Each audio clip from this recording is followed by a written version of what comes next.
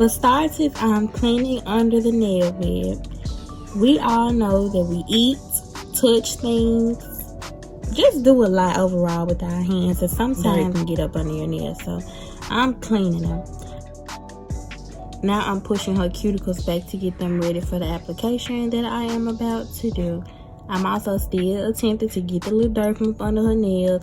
I have slick OCD, so I have to make sure that surfaces are clean before I work on them.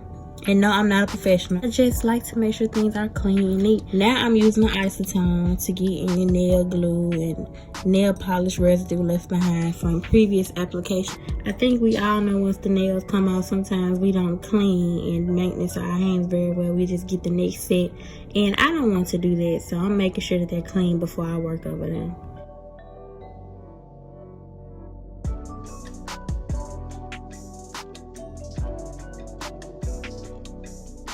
As I'm filing her nails, I'm trying to do them neatly and square.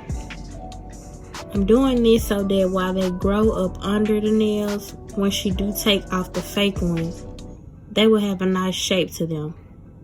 This is the kit that I'll be using. This is a Polygel kit called Modelones.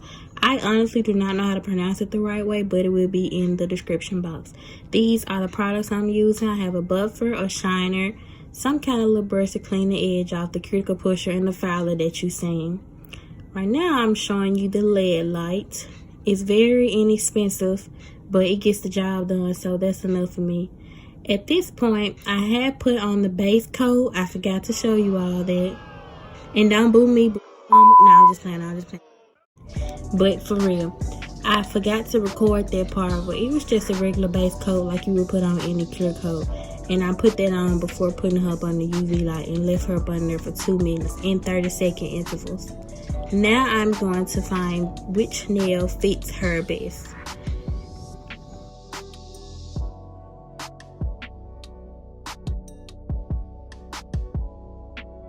However, I believe that if you have a hard time finding a nail that fit the best, just cut them, see what size it starts off with, and cut it to where it can fit. She had very tiny nail beds, so I had to use nails of different shapes and just adjust them. You don't have to use them straight out of the box. You can adjust it to your likings, like I just said I did.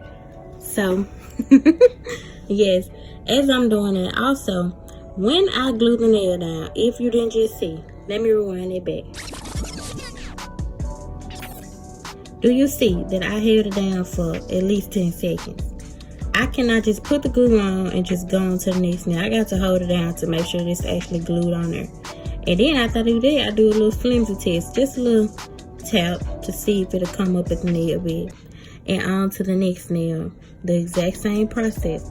But I don't have to press down all of them. If I see that it's stuck on there, then I might not hold it down that long or do the little flimsy check. But majority of the nails, I do it. Most of the time, all of the nails, if you're still watching at this point.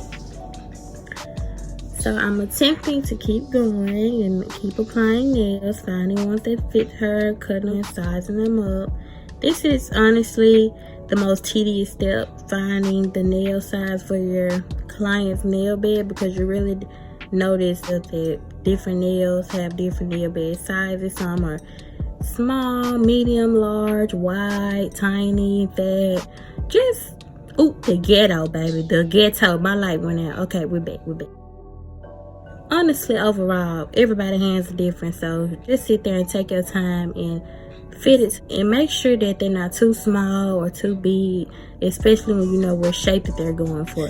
So yes, she's sitting there waiting on me. I had a technical difficulty, as you just seen, baby. The light went out. That was the ghetto for real. My LED light should not have went out like that. Like, oh my god, anyways, I am still making sure that each nail is precisely shaped just for her. That has a lot to do with the look as well, because if the nail's too big, it won't look right. If the nail's too small, it won't look right. And I know I might have said that before, and it may sound like I'm repeating myself, but I'm just trying to let y'all know that honestly, using the correct nail will have an effect on the look that you're going for. Just make sure that you're doing the best that you can. This will be a short set. I usually put each finger by the next finger that I'm working on, But in this case, since they're short and I know the look I'm going for, I wanted them just a tad bit over the fingertips. I didn't have to put the fingers side by side. I just eyeballed them because I do this set a lot on myself. You see how as I'm holding it up, I don't even have to put any product on it. It already has its own nice shape. It looked like she already has the gel on there, even though she don't.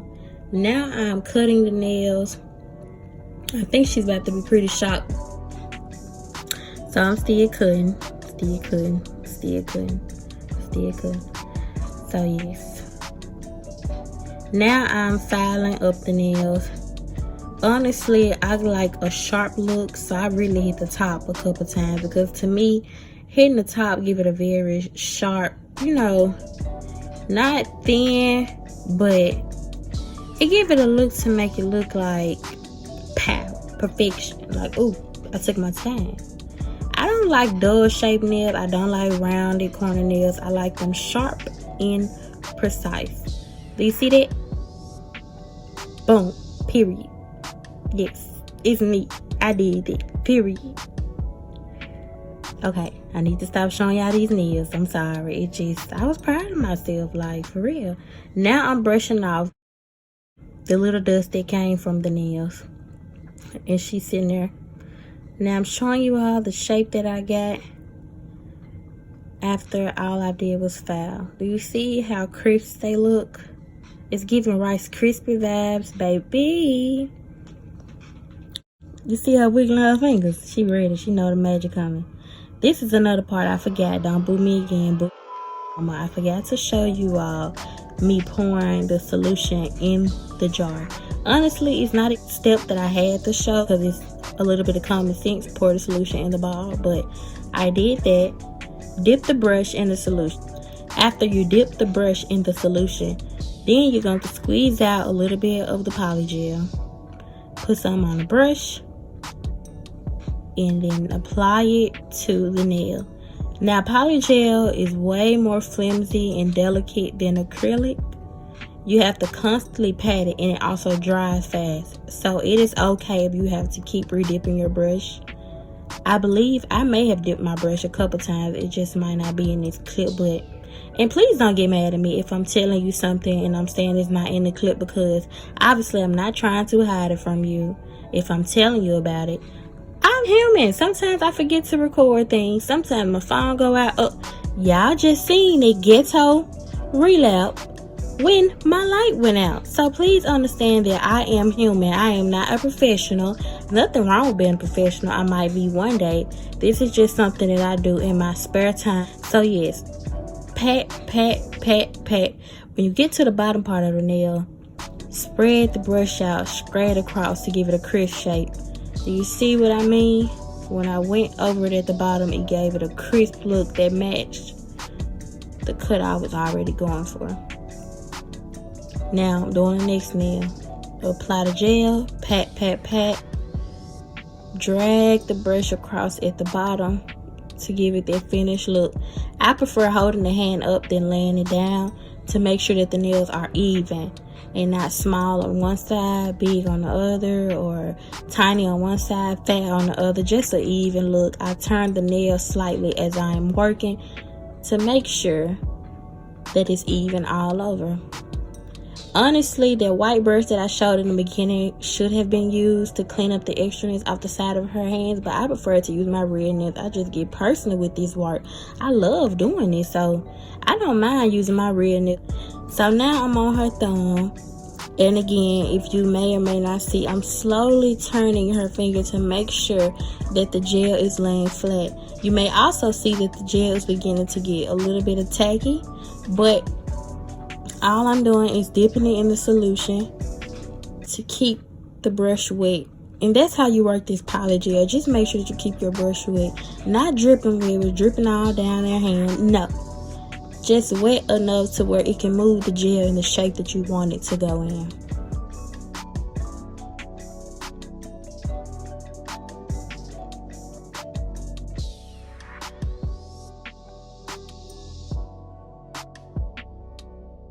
Look at me again, cleaning up the residue with my hands. Like, I'm telling y'all, it's personal. I don't care about using my hands. I don't have to use a brush to clean everything. Now it's time for the nails to dry. Put them under the UV lamp. Every time that you use this lamp with polygel, it will be only for 2 minutes in either intervals of 30 seconds or 60 seconds. Yes, I'm about to skip this process because I don't want the video long. I just told you what to do and how to do it. Now this is the finished look. Do you see that? She don't even need polish, baby. This looks good. So now I'm applying the top coat so that the gel can stay in its formation and also keep it shine and gets a little harder to give off that acrylic feel. But remember, I told you it's polygel, not acrylic. After you apply the top coat, go back under the UV LED lamp. Each hand should be under 2 minutes in total. This is her before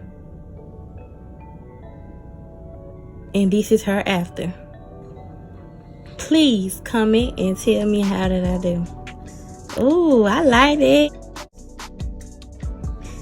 Yeah, I like it. I like it. It looks good to me. But please comment. I'm willing to take all comments into consideration. And I will be commenting back. Ooh, I love that. They just give out that crisp look. And yes, I oil hands too. I'm not going to take no picture and you have dry hands.